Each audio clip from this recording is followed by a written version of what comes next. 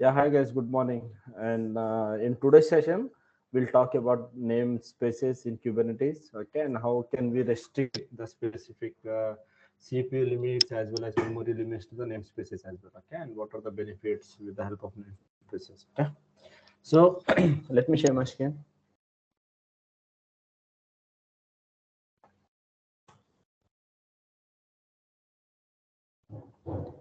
Yeah, hope you guys can see my screen.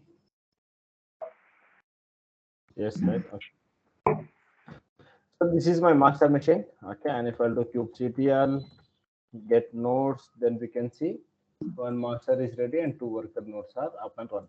Okay, so let me check if we have any pods which are running. kubectl get pods. The one pod is running, so let me delete this. kubectl delete pod -f1 all. Okay, let me check if there are any replica sets. kubectl get first. Let me check the deployments. Okay, no deployments. Replica sets, no replica sets, replica controllers, no replica controllers, okay. And then kubectl get services. Okay, that's the default service which is running. So we don't have anything in our cluster as of now. Okay. Now we have a topic called namespace. Okay.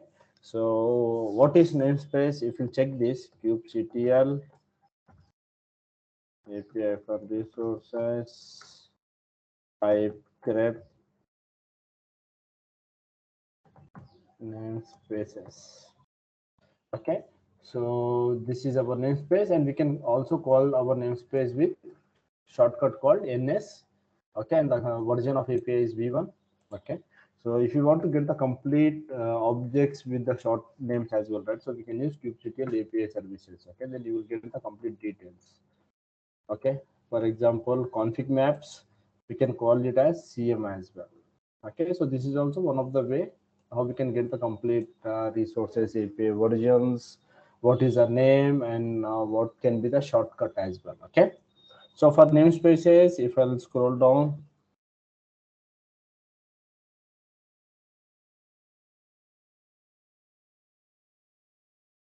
namespaces, I mean, yeah, namespaces, we can call it as ns as well. Okay, so now let me check if there are any default namespaces available. Okay, so kubectl get ns. Okay, the moment I have executed kubectl get ns, here we can see a set of namespaces which has been already available in my Kubernetes cluster. Okay, I haven't created this, but it has been created at the point of installation only. Okay, so we can see four different namespaces. This is kube system, kube public, kube node lease, and kube flannel and default. Okay, so what are namespaces? Any idea where do we use namespaces and what are the benefits with the help of namespaces? Multiple users. Multiple users or multiple teams can also work on different namespaces. So what will happen is, so this is our Kubernetes cluster, right? So we have one master, kubectl get nodes. So this is, sorry, kubectl get node. So this is our Kubernetes cluster, and this cluster can be used between different teams in one project. Okay, in one organization, same cluster can be used by different teams. So in that case, what will happen? So if everyone is trying to create the namespaces, then what will happen? It will be created in the default namespace only. Okay, so we can create different namespace for each team, and their applications will be allocated into that namespaces. Okay, so basically namespaces are helpful for us to create different sections of our cluster. Okay, for different teams. Okay, so if you see, this namespace provide a way to divide a cluster into virtual partitions or segments. For example, okay, and also they act as logical boundary that isolates and separates resources within a cluster. Means namespaces will act as a boundary. For example, one project they are trying to create one deployment and one replica sets and some pods and some services. Okay, and that will be restricted to that particular namespace only. Okay, so what will happen with the help of this? We can separate our cluster into multiple partitions again. Okay, for example, we have one. I mean, if suppose we are working for any company, right? So in that company, we can see different teams who are working, and we can also find development team, operations team, testing team, HR department, okay, and other departments as well. So what they will do, generally they will separate different cabins. Okay, HR department, they can sit in this cabin. Operations team, they can sit at these logical cubes, I mean a separate partition. So what is happening, one floor they are segregating into different partitions.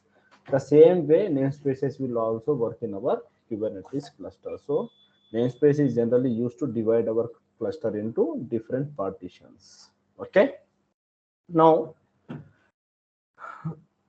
namespaces helps organize and manage applications and services running in the cluster. So whatever services we are trying to create, that will be dedicated to that namespace only. Okay, so we'll see how we can create namespace and how we can create a specific pod into that namespace. Okay, so by default, the pod that we have created will be created in default namespaces. Means we are using namespaces from day one, but we were not aware of that. Okay, for example, if you see this kubectl get pods, here if you see this message, no resources found in default namespace, means the moment I am trying to check the list of pods, it is trying to get the details from default namespace. So this is our default namespace. Okay, for example, now let me try to create one pod. Okay, let's, so we have one, let me check our YAML file first.yaml. Okay, so let me create this third pod. Okay, so what will happen, for example, kubectl create f1f. The file name is first.yaml. Okay, pod, third pod has been created. So now where this pod has been created, where this pod has been created, so this is created inside the default namespace. Okay, if you see this kubectl describe ns namespace default. Okay, so okay, basically here we are unable to see the details of the pod, but let me describe pod. Okay, kubectl describe pod and then the pod type. Pod name was third pod, I guess, right? So THIRD POD. Okay, and if I'll scroll up, let me check where is the default namespace. Okay, here if you see, this pod has been scheduled in the namespace called default, because we haven't mentioned anything. If suppose I am mentioning any namespace, then what will happen? That will be created inside the namespace. Okay. Now let us see how can we create one namespace from imperative commands. Okay, so kubectl create ns means namespace. I can use ns or I can use namespaces, spelling namespace. Okay, and then the name of the namespace what I want to create is test. Hit enter. So what happened, namespace test has been created. So if I'll do kubectl get ns, then I can see test has been created 7 seconds ago. So let me describe this kubectl describe test, sorry, describe namespace test. Okay, so here we can see the details of our namespace, and here we are able to see something called no resource quota, no limit range resource. Okay, so what is this, we'll talk about this after some time, but before this let us see, I mean, this is how we can create our namespace. Now, so generally what will happen, for example, kubectl get pods. Okay, here we can see one pod is running already, right? So if I'm trying to create one more pod again, so what will happen, kubectl by using create command -f third pod. So what will happen, third pod, sorry, YAML file name, right? So first.yaml. So what will happen? Third pod already exists because in one namespace only one pod can be created. So if we have multiple namespaces now, what will happen? -n text. So I'm telling that to create one pod by using first.yaml in the namespace called test. And if I'll hit enter, see third pod has been created. So what we have did with the help of namespaces, we can create same pods. I mean the name of the pod can be same, but that should be in different namespaces. Okay, so that is possible. We can create same pods with the same name, but that should be in different namespaces. Okay, so this case when we can see this, for example, multiple application team or testing team, they are trying to map the same pod name. Okay, so in this case that can be easily achieved with the help of namespaces. Okay, now if you want to get the list of pods which are running in your test namespaces, so what we can do, kubectl get pods -n text. So we need to specify which namespace you want to use, and if I hit enter, then we can see one third pod has been running in the default namespace. Okay, for example, if you want to describe this, kubectl describe pod third pod -n test. Basically I want to describe the pod which is available in the namespace called test. Hit enter, then if you scroll up, then here we can see the namespace as test. Okay, so this is how we can create one namespace and we can create our pod inside that namespace. Okay, now if suppose I'm trying to execute delete command, okay, so kubectl get delete pod -l. So what will happen? This is getting deleted, but from where it is getting deleted? Pod has been deleted, but from where? Any idea? Any guesses? from default. Yeah, from default, because I haven't specified the namespace name. So if I'll do kubectl get pod, then we can see the default namespace pods which are currently 0. Okay, if you want to delete the pod from specific namespace, then you need to specify -n and test. Then it will delete the pod which was available in the namespace called test. Okay, if you want to check the list, -n test. Okay, so this is how we can create namespace, we can delete, we can try to get the details. Okay, yes, if you have any questions, let me know.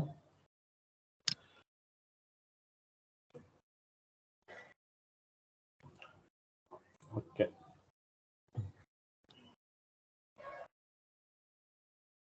okay, so for example, I don't want my namespace to be, I mean, I don't want to specify each and every time. For example, I don't want to specify -n test. I don't want to specify this each and every time. So I want to make my test namespace as my default one. In this case, we can use this. Okay, we can use kubectl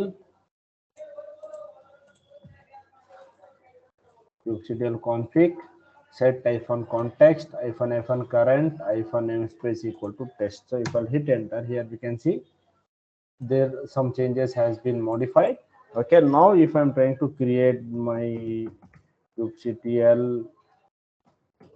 create -f first.yaml, sorry, so let us see what is happening. So by default it will assume everything into the test namespace. Okay, now if I'll try to describe this, kubectl describe pod and then the pod name, and if I scroll up, then we can see the default namespace has been test, because we have configured the namespace as test should be the default namespace which should be used by Kubernetes cluster. Okay, so this is how we can make our current namespace as our default if you don't want to pass -n and then the namespace name each and every time. Okay, so now let me modify it to default only. So before this, let me delete this. Okay, so kubectl delete pod -all. Okay, deleted. Now let me switch it back to default only because I don't want to mess with the default configurations. Okay. Okay, done. Now our namespace, I mean the default namespace will be default only. Okay. Now if you'll see this kubectl get ns, so we have different namespaces here. For example, if you want to delete this namespace test, what we can do? Kubectl delete namespace and namespace name. Delete it. So once we have deleted the namespace, so whatever was available inside the namespace like pods, deployments, replica sets, replica controllers, config maps, each and everything will get deleted. Okay. So whatever we have created inside the namespaces, everything will get deleted if you are deleting the namespace. Okay. Now, if I do get ns, then we can see 4 default namespaces are available. Default was this we have seen, right? So this will get created and we can whatever pods or services we are creating, that will be inside the default namespaces. Okay. So and then we have something called kube flannel, kube node list, kube public, and kube system. So what is this? Why are we using these different namespaces? So what is the benefit of these namespaces? Okay. So let us see that I have documented it as well. So before that, so let me do one thing. Let me create one pod from declarative object configuration. Okay. So this is our YAML. So the only thing what I will be changing is here I will be specifying the namespace colon test. Okay. Inside the metadata, I will specify the namespace as test. So let me copy this vi and then first dot YAML. Okay, here after name, I will specify the namespace. Okay, test. So this by default, you no need to specify any namespace name over there because we have already specified that in our YAML file, right? So namespace. So this will create our pod inside the namespace called test. Okay. Now if I'm trying to create kubectl create -f and then first.ml, what will happen? Will this get created or it will throw error? It will throw error because there is no namespace called test because I have deleted that namespace just now, right? So let me create namespace first, kubectl create ns test, and then let me try to execute my YAML file. And now if I try to describe this, kubectl describe pod, or else if I try to do this, kubectl get pods. This is from default, no pods are available. And -n test, here we can see third pod is available in the namespace called test. Okay, so this is how we can declare our namespace name inside our YAML file. Okay, now let me delete my namespace. kubectl delete in test. So namespace has been deleted. So all the pods and everything will get deleted inside this namespace. Okay, this is done. So once we are deleting the namespace, it will also delete the objects which were available inside the namespace. Okay. Now we have seen the default namespaces, right? So default, this is something where it will create, I mean, any object, whatever object we are trying to create, whether it is pods, services, deployments, replica controllers, replica sets, config map, secrets, that will get created inside our namespace. I mean, inside our default namespace. Okay. So now we have kube node list. Recently, few of the people were seeing issues like, I mean, Satish was seeing the issue and Jagan was also facing the issue, right? So what was happening? So we have some namespace called kube node list. Here, if you see this, kubectl get ls. We have something called kube node list. So what do you mean by kube node list? So why this namespace is required for us? Node means basically, what do you mean by node? In the cluster, whatever we have machines with us. Node basically that can be our virtual machine or EC2. Okay, lease in normal general terms, what we call that lease. Lease is a kind of agreement, I can say. Okay, so what will happen is each and every time, I mean, node lease is a mechanism for worker nodes to master about their health status, and they are ready to take workloads. Basically, because of node lease mechanism only, master is able to get the information that we have two healthy worker nodes, and if the based upon their health status only, the master will assign the work to the node machines. Okay, so lease should be sent for every 60 seconds. If lease is not renewed, then master may be considered nodes and unhealthy or unresponsive. Means, so what will happening, for every 60 seconds worker nodes are sending one lease to the master machine that we are still alive and about the health status. So once the master will get the health report, then it will assume that okay, these nodes are healthy and we can assign the work. So that's how it is getting scheduled. Okay, so and this lease is sent for every 60 seconds. If it is not for sent for every 60 seconds, what will happen? Master will wait for some more time and then it will make the node as the status as not available or some xyz status.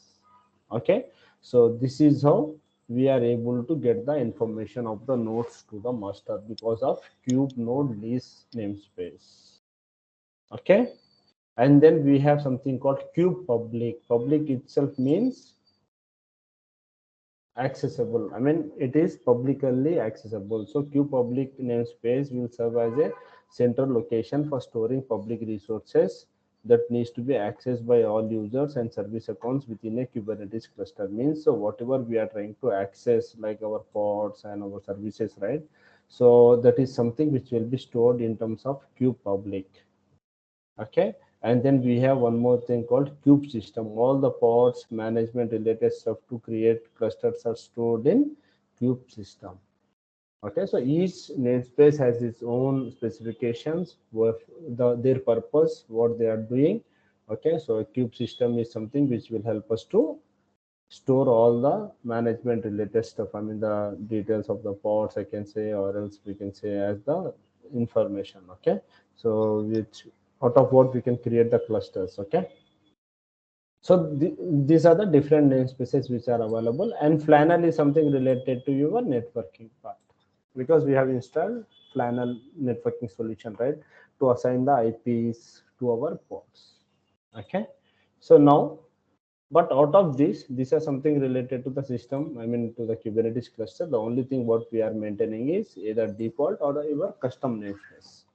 Okay, now we have some, I mean, even when we are using deployments, right? So what are the benefits with the help of namespaces in deployments? So as we have discussed, if multiple teams are working on deployments, then we can create multiple namespaces for that project. Means within one cluster, we can create different namespaces. For example, for testing environment, I can create one namespace. For development environment, I can create one namespace. For production environment, I can create one namespace. Okay, so multiple environments apps can be deployed in different namespaces. So this is what we have seen just now. I mean, third part we have created in default namespace as well as in the test namespace. Means same pod name with the same name we were able to create in two different namespaces. So same application we can deploy in multiple namespaces. Okay, so we can restrict the number of objects to be created in namespaces. Means we can restrict how many pods you want to create inside these namespaces. We haven't seen this yet, so I will be explaining this, but make sure to remember that we can also restrict only two pods can be created into the specific namespace. We can do that. Okay, so we can also provide limits to our namespaces. I mean, in last session what we have did, we have seen the limits to our pods, right? So similarly we can also limit to our namespaces. Means by default, if I'm configuring that this namespace should have at least 1 GB of RAM and 1 core of CPU. So what will happen, any pod which is getting created inside this namespace will be attached with the same resource limit.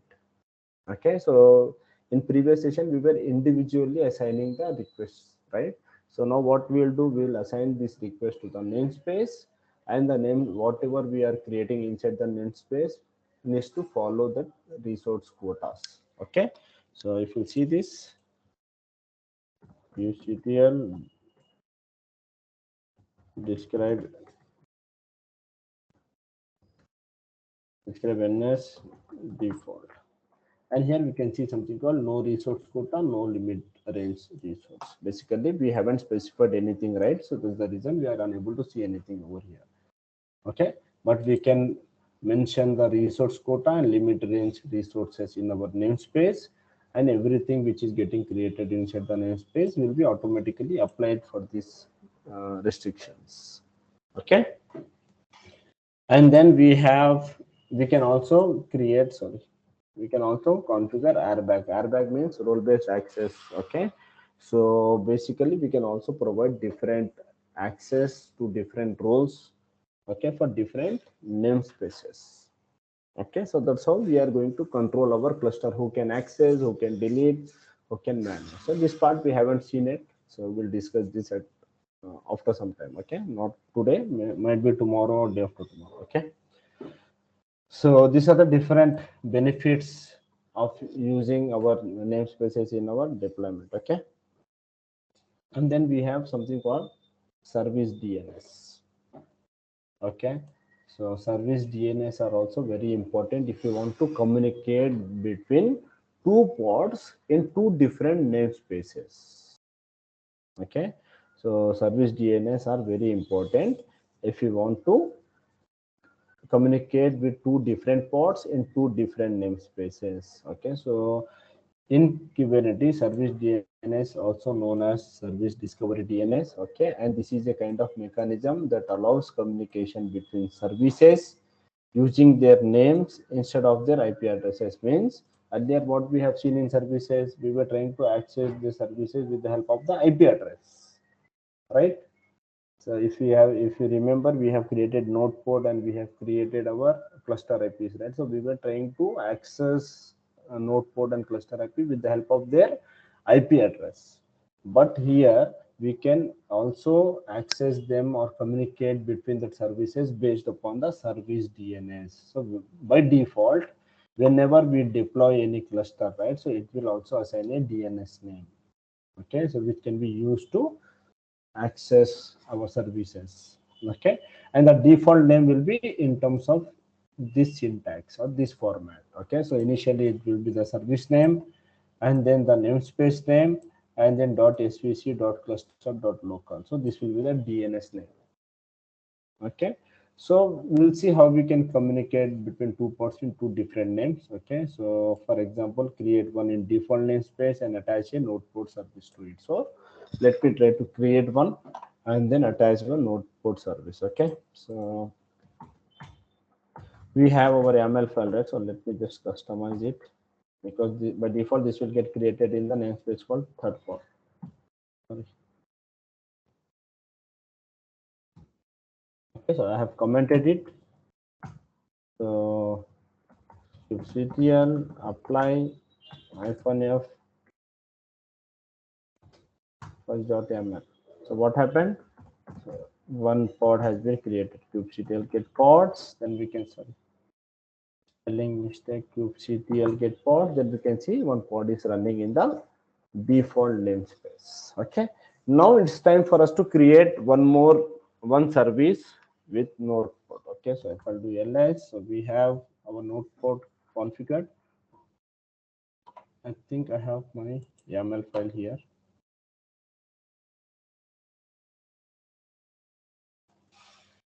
Okay, let me copy this.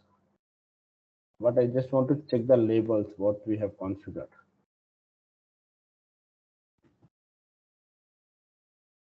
env equal to prod, and here also env equal to prod. Basically, this node pod service will be mapped to my container, sorry, pod. Okay, so let me create one more YAML, nodepod.yml.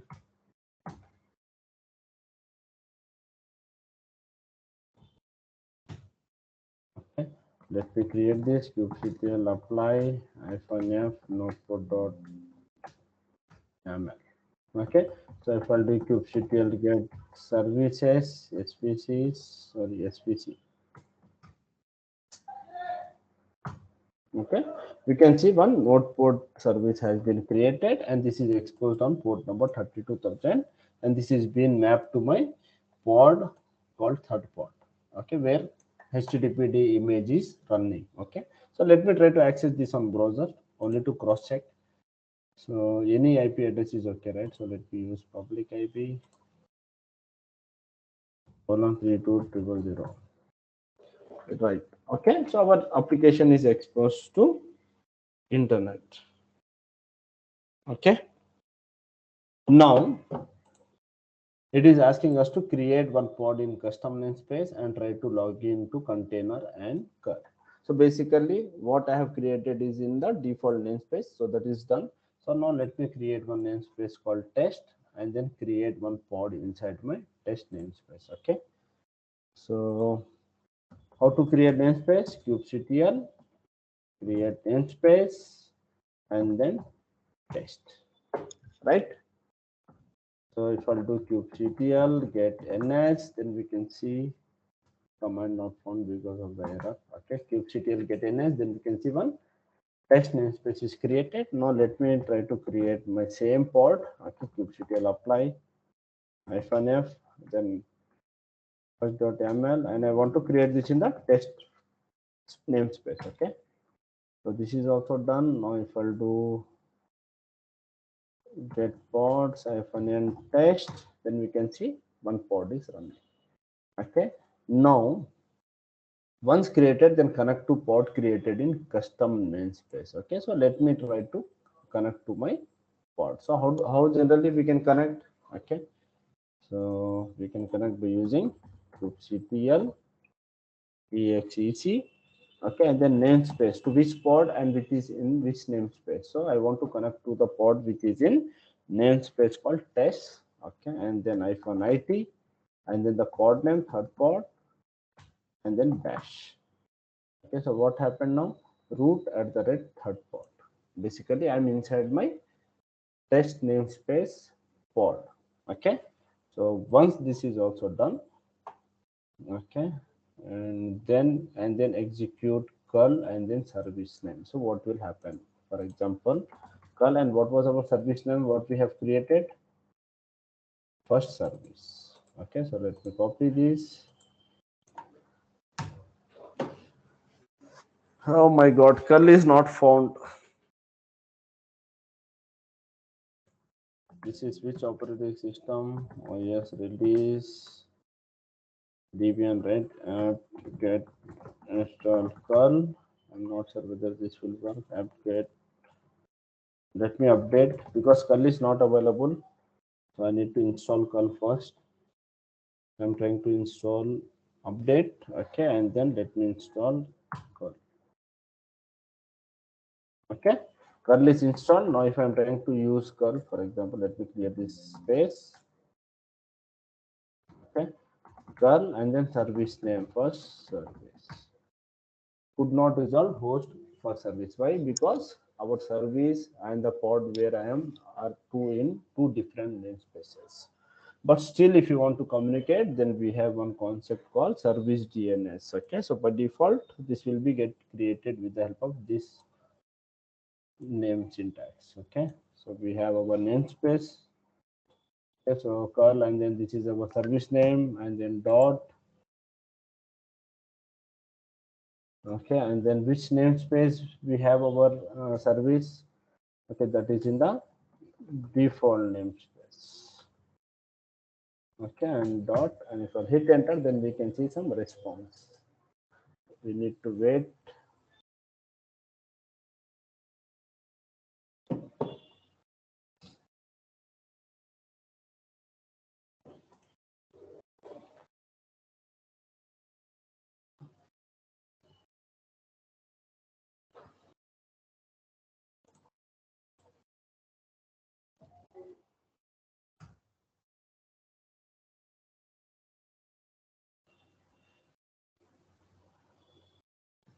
What happened?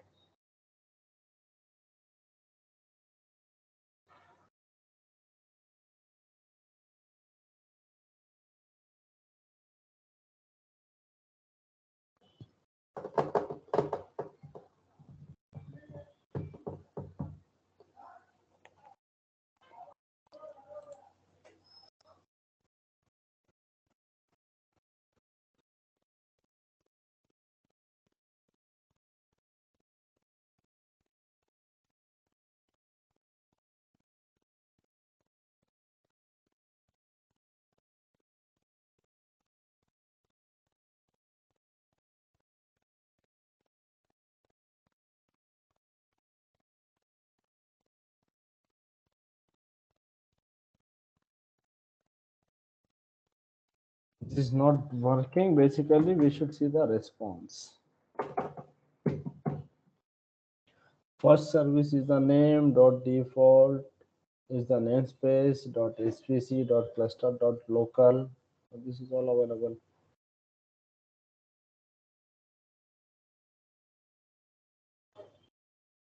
Let me come out of my container. Okay, command terminated with exit code. It seems kubectl get services.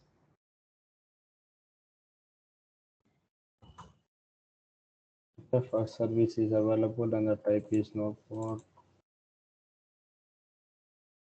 dot default.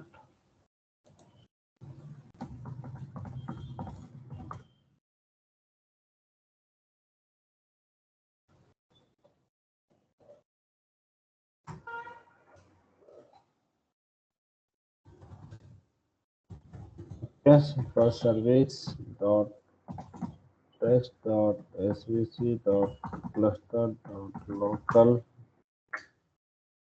is wrong and this was expected. Okay.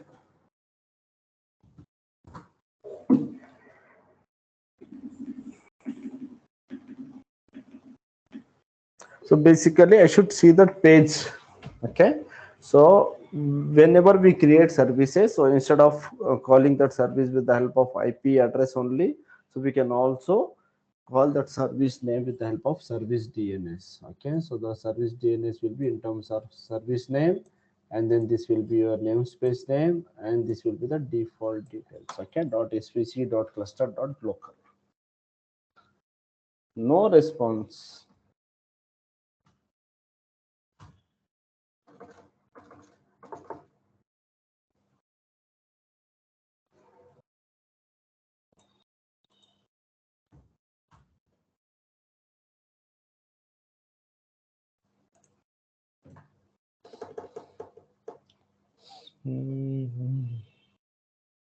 Namespace, all the port numbers are open, everything is open in all the security groups.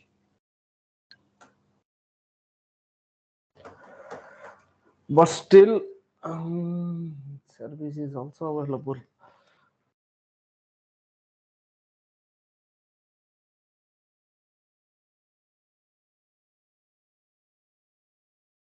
Let me exit, okay, kubectl, describe, let me describe my service.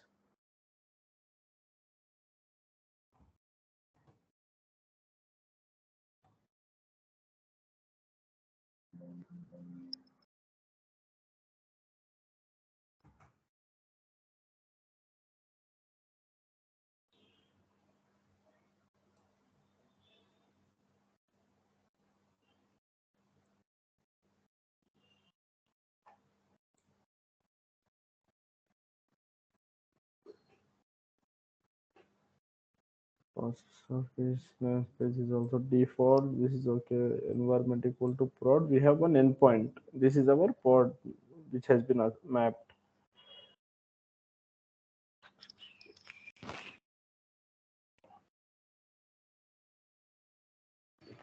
Okay, let me check this. Okay.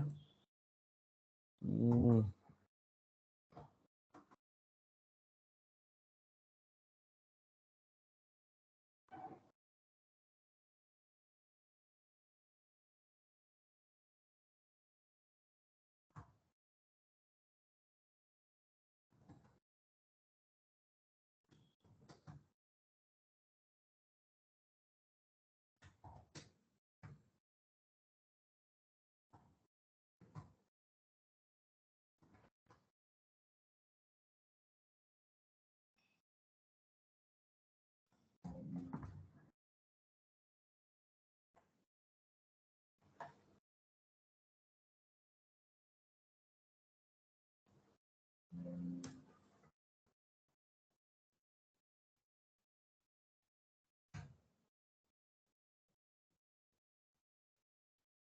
Because this is working from IP.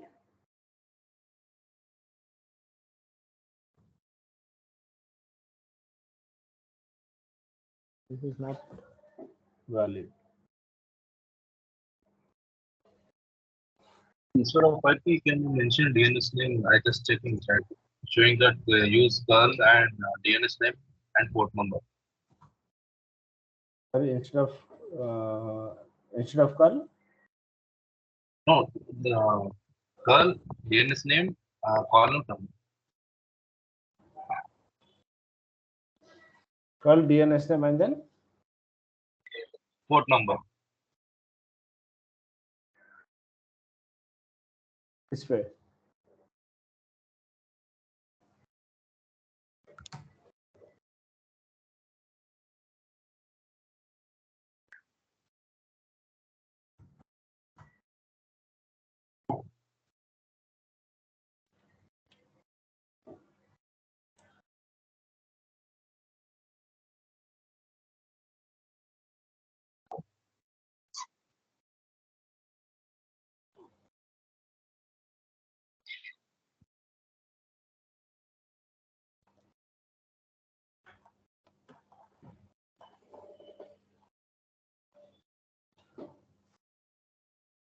Service DNS.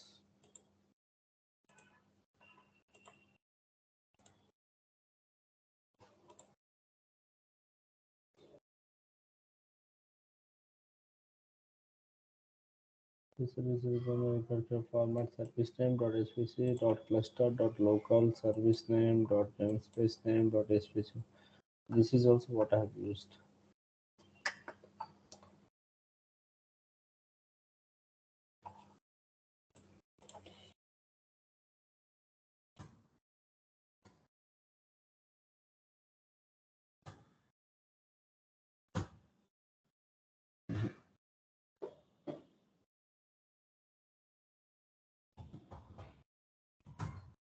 This is still waiting only. I mean, either this is not responding as the wrong host name, but this is still trying to fetch some details. Okay, we'll see about the service DNS. So let me try to fix this. Okay, so let me read some documentation on this and try to fix this. Okay, so for now, let us ignore service DNS. Try if you can. Okay, try if this is working for you guys, and if working, then let me know as well. Okay, if not, then I will check and we'll get back to you on this. Okay, so if you leave this concept of service DNS, then we have something called resource quota in namespaces. Okay, so if I'll do kubectl, let me exit of my pod. Okay, kubectl get ns, and if I'll do kubectl describe ns and test, here as I have said, we can see as resource quota and no limit range resource. So what is this? So earlier in previous session, what we have did, we have added some kind of limits to our container. So this container should use 200 MB of RAM and 1 core of CPU.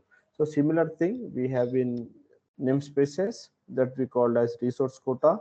So what we can do, we can assign everything inside that particular namespace will be consuming this much memory and this much of RAM only. Okay, so resource quota and Kubernetes help us to enforce resource limit on namespaces. Means we are trying to limit each pod. Okay, what should be the limit inside that namespace? So each and every time, instead of writing that inside our pod YAML file, so what we'll do, we'll configure that inside our namespaces only. Okay, so we can restrict our namespaces with certain CPU, memory, and storage. Again, in resource quota, we have two type of resource quota, that is resource based quotas and compute based quotas. In general terms as well, when we talk about resource based quotas, means any object which can be created inside the namespaces. Means we can create our pods, we can create services, we can create replica sets, persistent volume claims, and whatever other objects which are supported by namespaces which can be created inside the namespaces. On everything we can configure a kind of limit. Okay, in our case we are seeing pods, right? So we are continuously using to create pods and pods and pods, right? So what I will do, I will create one restriction on how many pods can be created inside my namespace. Okay, and one more thing we have is compute based quota. Means in compute based quota we are basically trying to restrict the CPU limits. the kind of hardware we can see. In object based, what we can try to restrict, we can try to restrict number of pods, number of services, and other stuff. Whatever is supposed to create inside the namespace, we can restrict them. Okay, so an example for object based quota is this is our resource quota YAML file. How can we write this? Basically, we can see this. Okay, kubectl explain resource quota, then we'll get the complete details. Okay, version, kind, and description fields. If you'll do -f recursive, then will get lot more of details. Okay, so we have one simple YAML file. So what I am doing here, if I'll copy this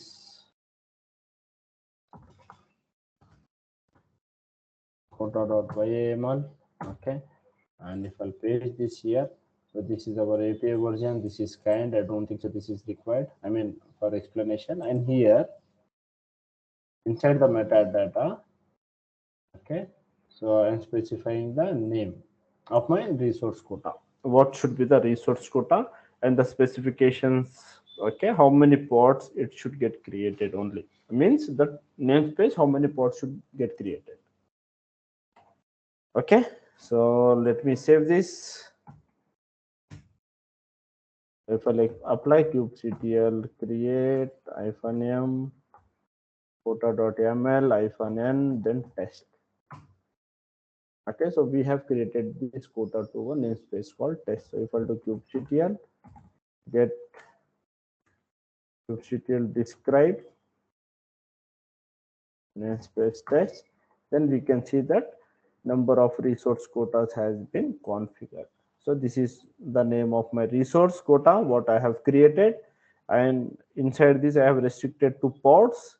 So how many pods it should get created? Only two. As of now, one pod is available. Okay. So for example, if I'm trying to create one more pod, okay, for example, let me check this kubectl pods -f on kubectl pods -n test. Okay, so we have one pod. So let me create one more pod. Pod.yaml.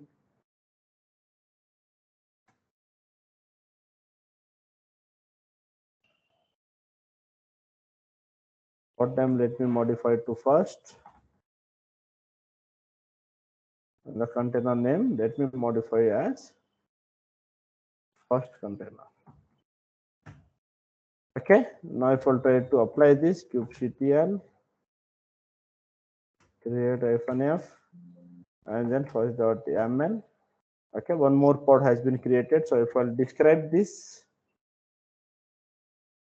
the namespace here we can see used to and available also to. Okay, so how much we have limited to? As of now, we have two pods. So if I'll try to create one more pod now, so what will happen? So let me again modify my YAML file. Here I will configure this as second, and the namespace is already configured. That's the reason I'm not specifying the namespace again and again. Okay. Second container. Now if I'll try to apply, we should see the error because the quota has been exceeded. So we have already two pods which are running in our namespace. So if you want to add quotas to your services, that we can create that. If you want to add quotas to your replica sets or replica controllers or any other objects in Kubernetes, then we can restrict that in our namespace only. Okay, understood?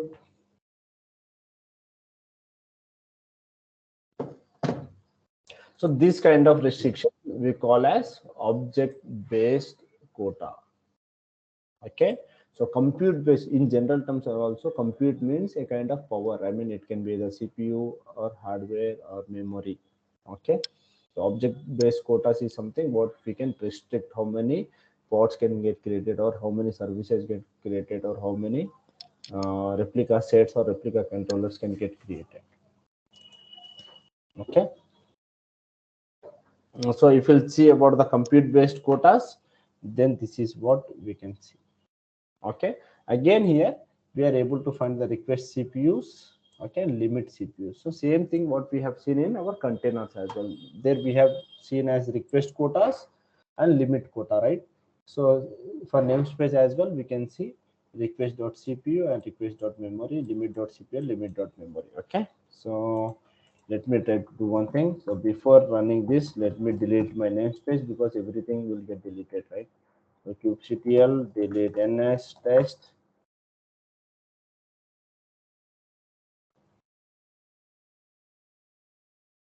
Everything will get deleted, and then again I will create one more namespace with the same name called test. Okay, okay, now if you'll do kubectl get ports or describe ns test, nothing will be applied, okay, because this is a newly created namespace. Okay, so what happened now, we don't have anything inside this namespace called test. Now we'll talk about no limit range resources. Okay, so if let me copy this existing YAML file. So this is resource quota and this will be the same name here. Instead of objects, so I'm trying to configure the compute based limits. Okay, now vi, we have this quota YAML. So let me delete this. Okay, so whether we can configure this in terms of 0.5 or in terms of 500 as well. Okay, that's up to you in terms of milli cores as well as 500 or 0.5. Both are same. So we have multiple ways how we can set this limit. Okay, in terms of fractions or in terms of MB. So if I'll save this, now if I'll try to execute kubectl apply -f quota and then -n test. This should be executed in the namespace called test. Okay, one resource quota has been created. So if I'll describe this ns test, so what happened? See, resource quotas we have seen. I mean, earlier we have seen object based. Now we are able to see the compute based. Okay, so this is the different type of limits which can be used. So out of this, as of now, we don't have any. I mean, this is 0 and available is 1. Okay, 1 core of CPU is available. Limit memories is 1 GB, and the request what the user is trying to request is 500 MB. Okay, so now let me try to create one pod. So we already have this first.yml, right? So what will happen? Let us see. Okay, so kubectl apply -f and then first.yml, and if I'll hit enter, then this should throw me an error because error when creating first.yml pod second pod is forbidden, failed quota, my resource must specify limit. So what is happening? Why this is getting failed? Because we have configured some limits to my namespace, and the same thing I need to configure inside my pod as well. Means what should be the capacity of this pod? Okay, based upon this input, what it will do, it will try to schedule the pods in the namespace. Okay, so I need to mention the details. I mean, what should be the limit for this pod, how much CPU it should use, what should be the memory. Okay, so or else this will not get work. Okay, so let me copy this.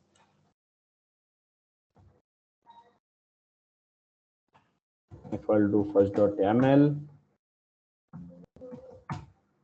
okay, and if I'll try to execute this, okay, so if now let me just show you this. Okay, so here we can see data, we haven't configured any namespace name, right? Okay, I will pass manually. Here I am asking to assign the memory of 200 MB and the core of CPUs will be 0.1. Okay, the limits will be 0.5 and memory should be 500. So now if I try to execute cpl create or apply -f .ml -n test,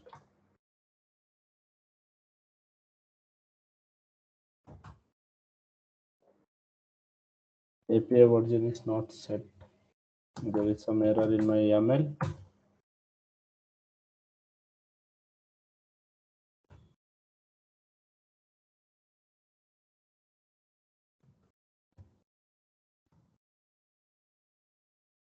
our pod. This is v1, right? So let me execute.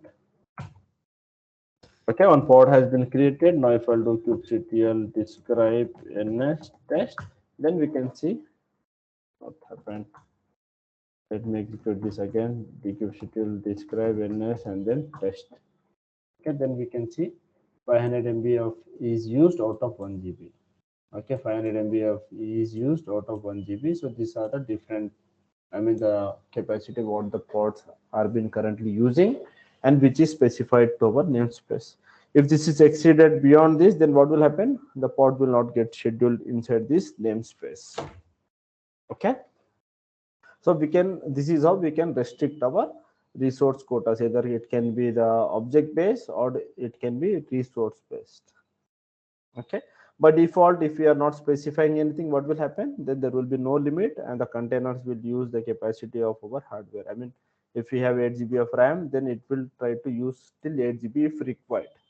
Okay. So this is how we can configure the resource quotas. And then we have one more thing called no limit range. Okay, so no limit range resources, basically as of now there are no limit range resources. And limit range, what is limit range resource? So let us see about that. Okay.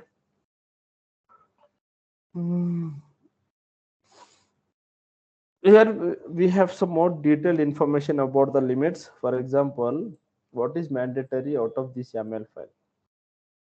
Okay, so if I'll show you this.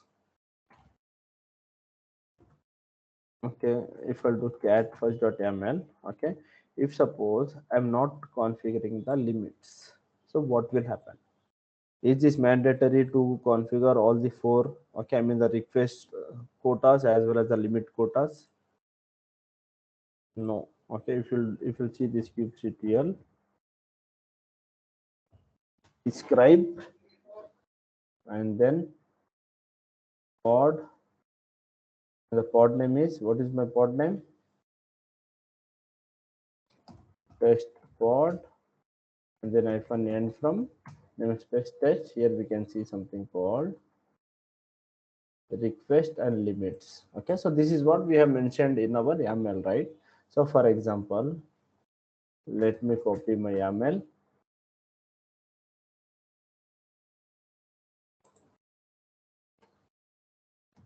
Let me create one more YAML.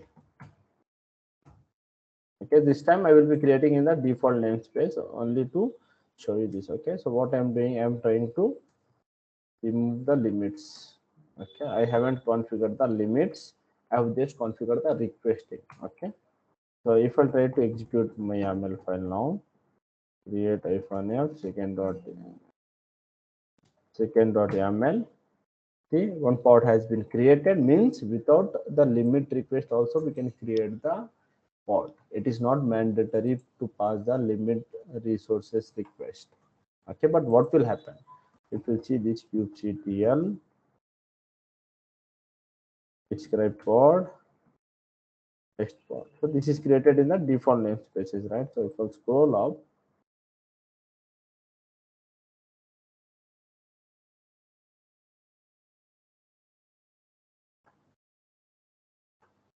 so here we can see the only request details are being able to find. For example, let me delete this and try to create with the help of only limit. I will remove the requesting one. Okay, so what will happen? Second.yaml.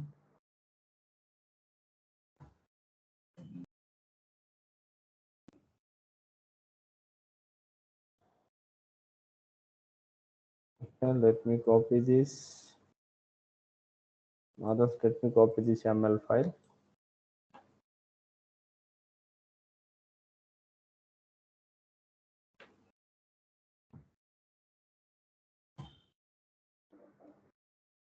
Okay, so I have removed the resources now. So let us see what will happen.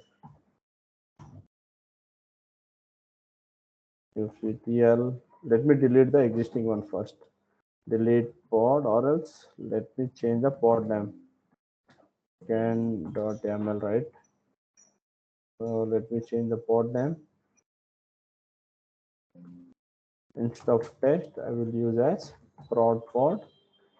Okay, and the container name also, let me change this. pod container.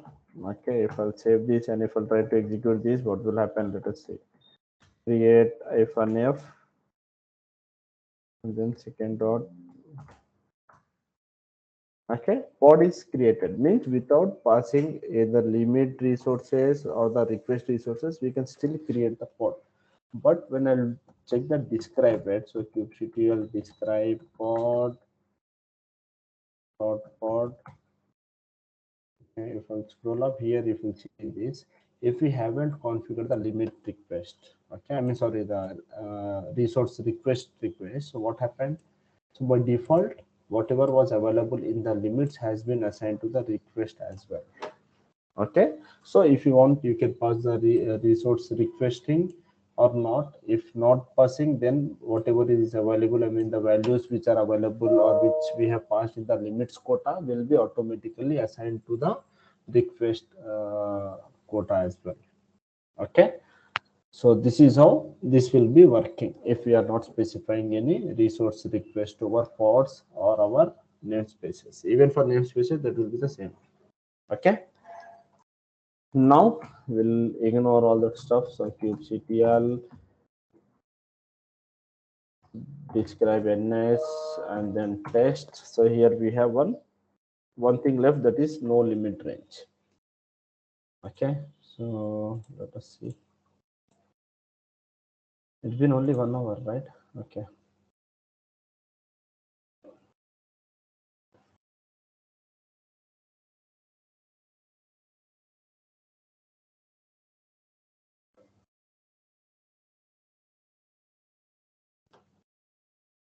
So here, what is happening? If suppose, okay, so each and every time we need to add our resources to our YAML file. If you want to create any, I mean, if you have specified the resource limits, right? So if we have specified the resource limit, then what we need to do, we need to specify our resource quotas in our YAML file as well.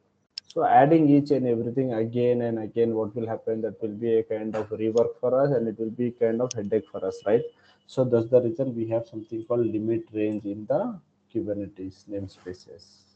Okay, so what will happen, the limit range resources is Kubernetes allows you to define default and maximum resource limits for containers running within a namespace. It helps ensure resources fairness and prevent containers from consuming excessive resources. So basically what we'll do, we'll limit the range to our namespace, and this namespace will help us to manage our containers within the specified limits. Okay, for that again we have one more YAML file. Okay, here we can see as limit range as a kind, and the limits what should be the default value and to whom it should be assigned.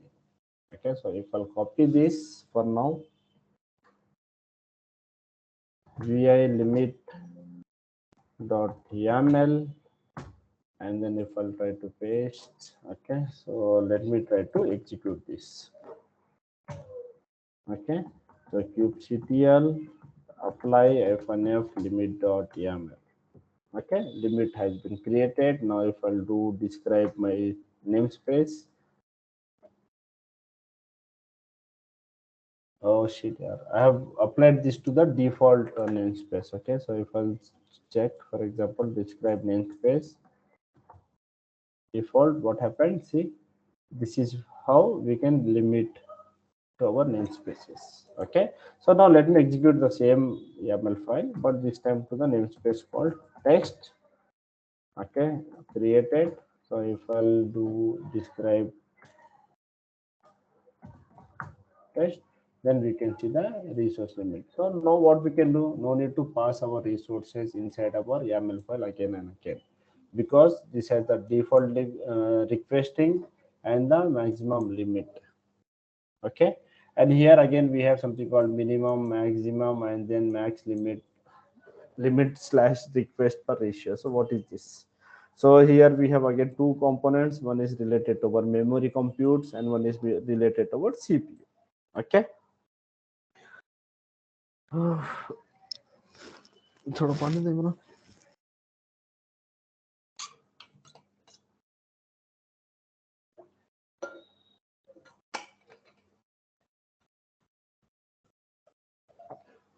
So here, previously what I have did, I haven't passed any limit over here, means default limit. So what I have passed is the only the requesting one, right? Yes, only the requesting one, and the same has been assigned to default request as well as to the default limit. So if you want to pass two different values, then we can use the default one, okay, and then the default request. Okay, so let me again modify my existing YAML and try to make the changes. Vi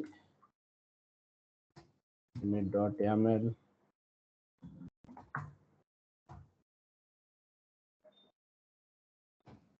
Okay, so container, now let me try to kubectl apply -f limit -n test the configured. So if I'll do describe ns, then we can see two different values. Okay, the requesting will be 100 MB and the maximum default limit will be 200 MB. Okay, so this is how we can define our limits in our namespace. Okay, and then again we have something called minimum and maximum. So what will be the minimum and what will be the maximum values? Okay, while creating any container, what should be the minimum CPU that should be assigned? Okay, while creating any, I mean, what should be the maximum value again? Okay, so these things we can specify in the minimum and maximum values. Okay, so if I scroll down, minimum is used to allocate minimum amount of CPU and memory to a container, and maximum is to allocate maximum amount of CPU and memory to a container. Okay, but we need to make sure that minimum should be always lesser or equal to default request. Means this is our default, which is 100, right? So minimum should be always lesser than or equal to, it cannot be more than 100. So what will happen? The conflicts will get, I mean, we can see some conflicts. So what is happening is whenever we are trying to create one container inside the namespace, so we want the minimum default request as 100 MB. This is what we have configured. Okay, and if we are assigning the minimum value as more than 100, so what will happen then? It will not understand what needs to be done over here. Okay, so always make sure that minimum should be always lesser or equal to default request, and maximum should be always greater or equal to default limit. Okay, so if you see this YAML file, here we are mentioning minimum CPU as 200 MB and maximum CPU as 500 MB. Okay, so if I'll copy this, let me modify the existing YAML only.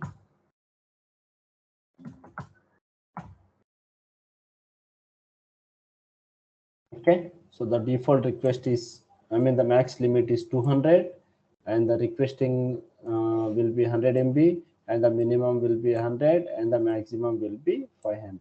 Okay, and the type is the container. So if I'll save this, and if I'll try to apply again, apply -f limit.yaml. Sorry, I need to specify the namespace name. Okay, so if you'll see kubectl describe ns and namespace name, then what is happening? See, we have set this value. So what happened now? Whenever we are trying to create any container, then the minimum CPU which will be assigned will be 250 MB inside the namespace, and the maximum will be 700 MB. Okay, so for example, now let me try to create one container. So we have our first.yaml, right? I will not specify these details here because already we have configured this to our namespace. Okay, so let me remove these resources. Okay, let me save. And now let me try to cat and check if we have specified the namespace name. No, right? So let me execute kubectl apply -f and then first.yaml -n test. So let us see what will happen. Kubernetes another which is required. Okay, I think we already have some pods running, right? So see kubectl get pods f1 and test. So let me check if we have any pods. Yes, test pod is running. Okay, let me create one more. Let me change the pod name because already test pod is running, so it is not allowing us. So first.yaml And then instead of test pod, I will change this as prod pod. Okay, so production environment pods saved. Now if I try to execute this, sorry, apply. Hopefully this time this has been created. See, without passing any request, we were able to successfully create because we have already defined the store namespaces. Okay, here we have already defined. Okay, and this is the max limit. Okay, and here the current CPUs which are being in use, what we are using. Okay, so based upon this only, it will create our containers inside the namespaces.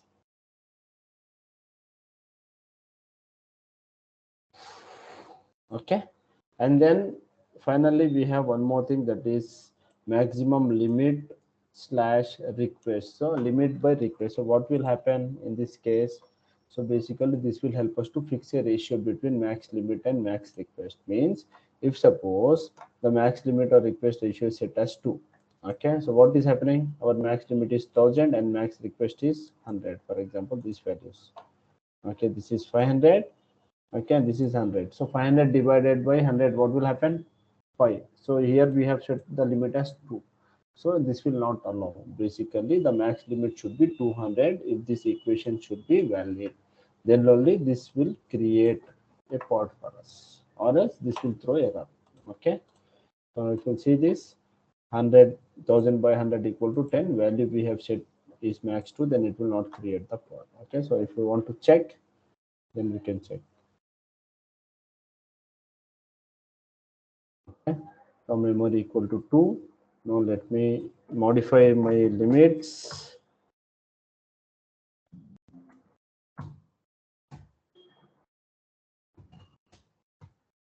Okay, let me modify this.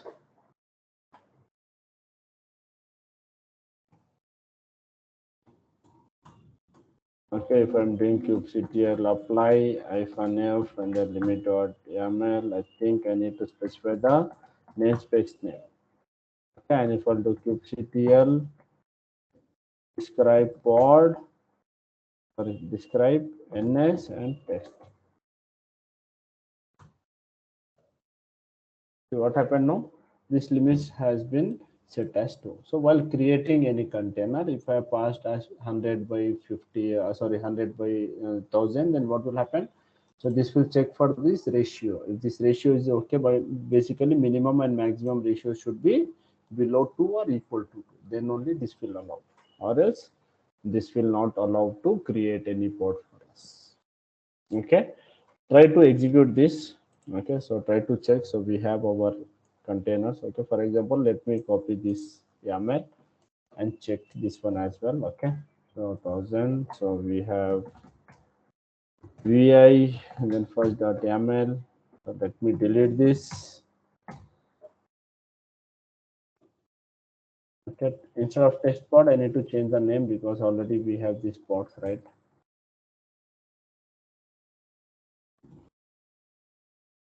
Okay, I'm just changing the name. Okay, here what we have said, we have set the request as minimum as 100 and the maximum as 1000, right? So what will happen? 1000 by 100 equal to 10, and the ratio what we have configured is 2. So what will happen? This will not allow us to create our pod. -f first.yaml -n test. If I execute this, see error from server, error when creating first.yaml. What for forbidden memory max limit to required ratio per container is 2, but provided ratio is 10. So this will not allow. For example, if I make changes, so instead of 1000, instead of 500, so what I will do, I will do this as 500. So 500 by 1000 equal to 2, right? So this will be equal to 2, where our ratio will get satisfied. And let me execute this.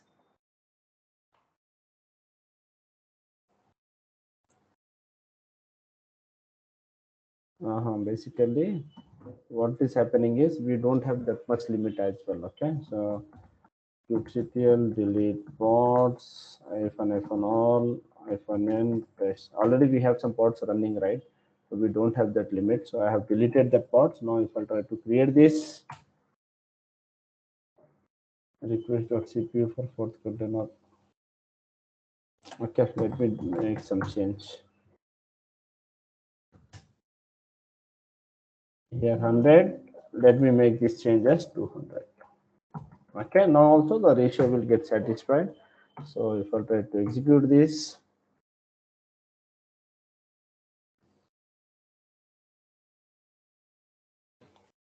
forbidden, failed quota, my quota. Okay. If you see this kubectl describe ns test, here this is getting failed. Limits.cpu, this is what it is expecting because I have deleted all these details, right? So this is what it is expecting. I haven't passed it, so let me do one thing. Okay, kubectl get rq, kubectl get resource quota dot -n from the namespace test. Spelling, there should be no space. Yes, so we have one resource quota. So because of this, we are unable to create. So let me try to delete this resource quota. Okay, so how to delete this? kubectl delete resource quota, and then the resource quota name is my hyphen resource hyphen qurt. Okay, deleted. Now there is no resource quotas to our namespace, so it will not be a problem. Now if I execute my pod, the only thing what I want to show is to check for this particular limit, okay, whether we are satisfying that limit or not. Okay, so if I'll hit enter, now you can see that pod has been created because the values what we have passed is equal to 2. Okay, so there are different ways how we can limit our namespaces, either by the minimum or maximum request or by configuring the resource request as well. So the resource limits as well. So either specify this. If you are specifying the resource quota, what will happen each and every time if you are creating the YAML files, we need to specify the details, these details. Okay, sorry, not these details, the limit of the CPU, the limit of the memory. Okay, for example, if you don't want to specify this, then use resource limits in namespaces. So either use any option, either resource quotas or resource limits. Okay, so I think we are good with this. So if you have any questions, then let me know, or else we can start working on this video again. Okay.